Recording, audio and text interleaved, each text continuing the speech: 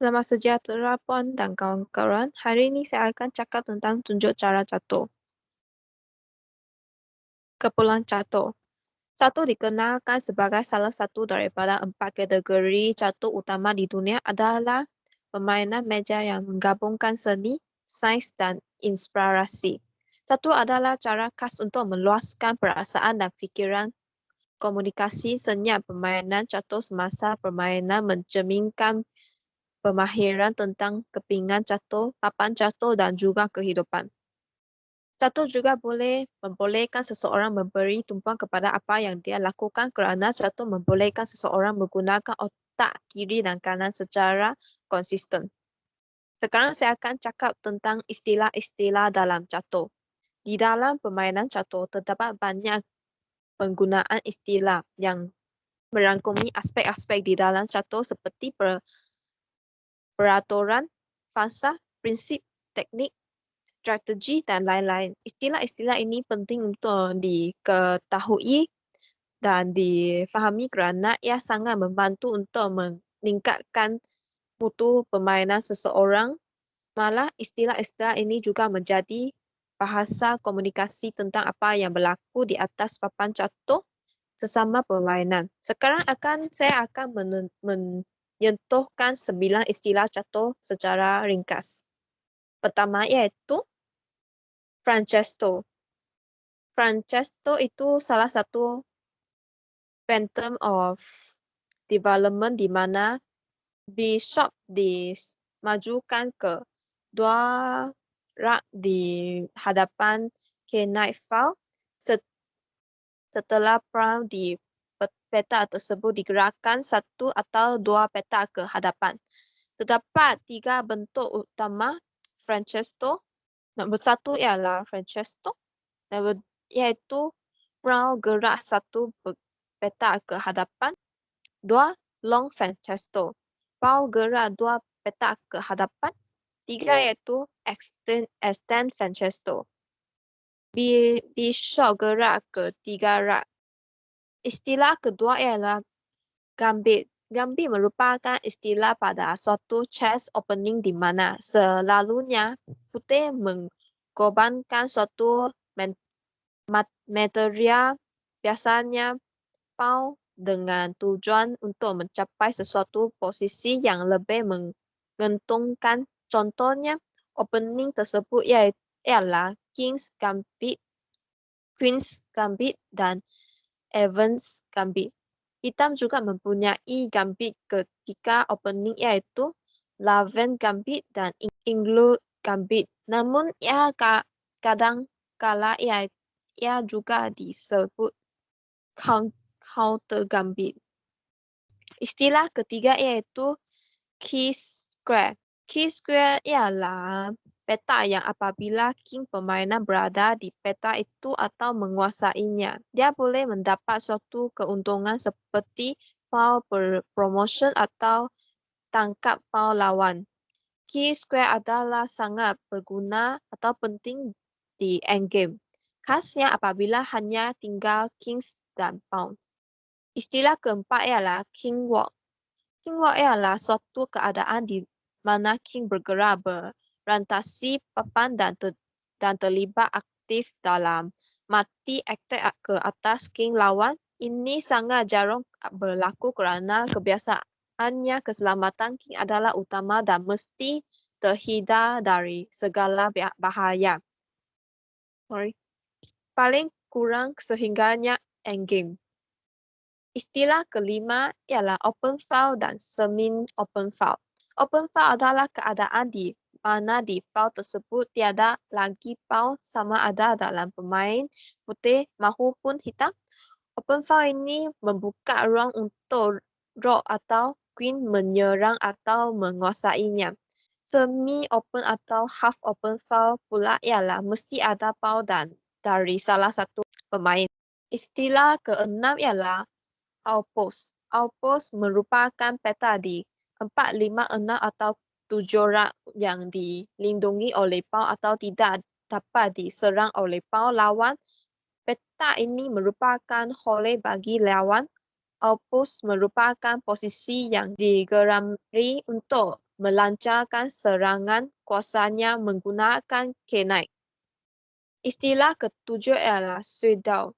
Sudao dalam catur bermaksud suatu keadaan atau kebolehan di mana permainan yang berada dalam keadaan kalah dapat memperdaya lawan dan seterusnya beroleh kemenangan atau seri berbanding kalah untuk yang dijangka sebelumnya.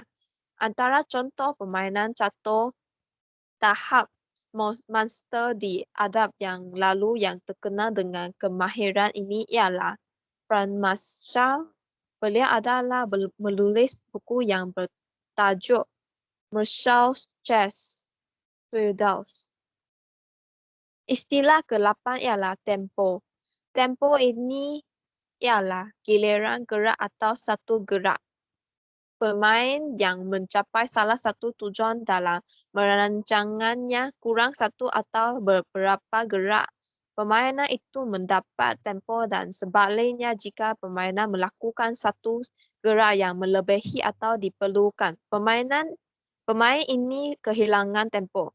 Begitu juga jika pemain dapat memaksi lawanannya untuk melakukan suatu gerakan yang tidak ada dalam perancangan awal lawan tersebut, pemain ini mendapat tempo kerana lawannya telah waster moves gerakan yang mendapat tempo biasanya diserap sebut gerakan berserta tempo. Bagi istilah yang terakhir, iaitu istilah 9, iaitu transposition. Transposition dalam catur bermaksud suatu turatan pergerak yang menghasilkan suatu posisi, di mana posisi itu juga boleh dicapai oleh sesuatu turutan pergerakan lain yang biasa digunakan. Transposisi biasanya berlaku ketika opening di mana kebarangkalian sesuatu posisi itu boleh dicapai oleh berbagai turutan pergerakan adalah tinggi. Ada beberapa tujuan transposition dilakukan iaitu menggalakkan variasi yang tidak diingati, berusaha supaya lawan keluar dari zon selesanya atau yang membuatkan lawan bimbang dan tidak bersedia menghadapi variasi tersebut. Sekarang saya akan cakap tentang format permainan dan pertandingan catur. Bentuk permainan biasanya termasuk permainan jagoh iaitu master biasanya merupakan acara tertutup di mana cuma pemainan-pemain hebat dijemput untuk melawan sesama sendiri. Walau bagaimanapun, kerap kali terdapat acara timbangan yang terbuka kepada permainan biasa. Permainan bentuk kedua ialah permainan terbuka utamanya untuk disertai mana-mana permainan yang memenuhi syarat ahlian jaga catur kadung kali turut menyertai pertandingan ini. Namun, majoriti permainan lazimnya terdiri dari permainan amatur, pertandingan terbuka, terutamanya pertandingan yang besar mungkin dipecahkan kepada beberapa bahagian mengikut peringkatan. Secara akademik, merupakan pertandingan khusus untuk pelajar sekolah. Ia lazimnya mempunyai kawalan masa yang lebih pendek berbanding acara orang dewasa. Para pelajar sebenarnya turut boleh menyertai pertandingan orang dewasa juga merasakan diri mampu. Format pertandingan yang paling biasa ialah pusingan robit. Pusingan robit ialah semua lawan semua. Biasanya dalam bahagian kecil, pemain akan berlawan dengan semua pemain lain dalam bahagian tersebut.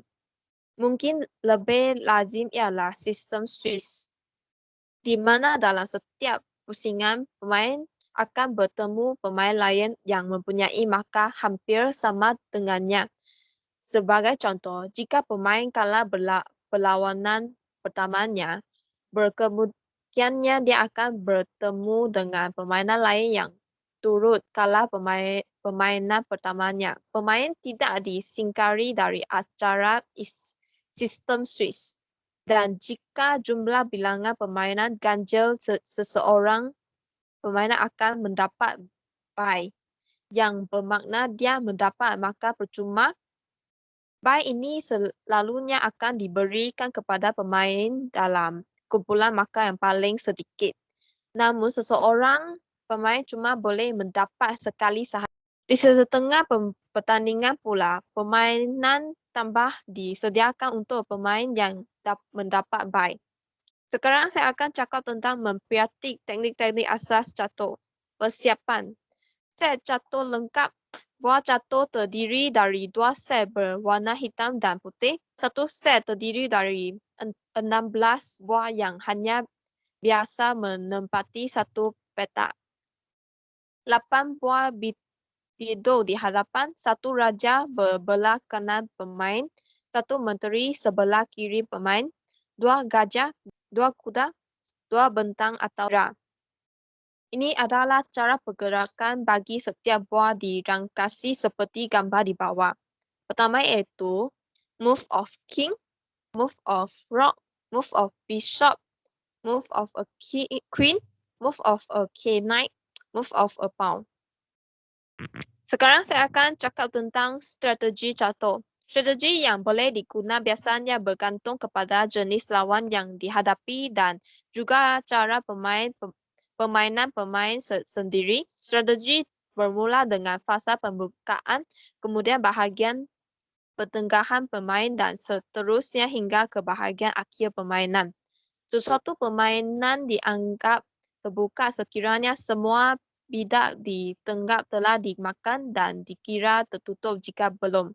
Permainan separa tertutup pula menunjukkan kepada permainan yang bahagian bidak di tengah telah dimakan. Penamatan terbuka atau ditutup ini adalah kerana terdapat kebebasan pergerakan yang lebih bagi permainan dalam permainan terbuka dan selalu membentukkan kerumitan permainan tersebut.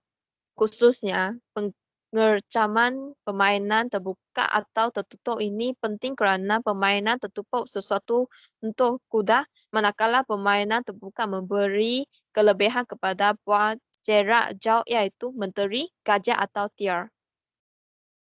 Pembukaan strategi jika permainan memilih yang bermain secara teori dan jangka panjang dalam permainan sebegini, terutamanya dalam permainan tertutup, kedudukan dekat di mana mesti kedudukan lebih berpengaruhi daripada keputusan taktikal lebih mungkin. Dari situ, pemain boleh menumpahkan pada unsur strategi seperti menggawal laju, strateg bintang dan lain-lain bertimbangan perkembangan jangka panjang.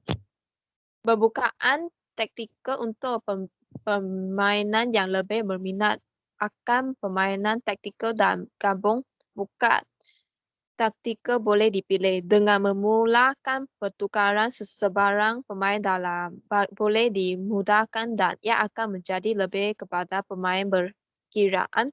Jika ini tidak diingati, permainan perlu sentiasa berjaga-jaga dan konservatif. Permainan sepatutnya sentiasa memikirkan beberapa peta yang dikalau buahnya dan peta mana yang dikalau lawan. Pada permulaan permainan, pemain patut berusaha mengawal bahagian tengah papan. Setelah beberapa lama permainan langsung, pemain boleh memilih untuk menyerang satu rusuk, terutamanya jika raja telah berkumpul ke sebelah itu. Terima kasih tentang dengar tunjuk cara catur yang saya presentkan.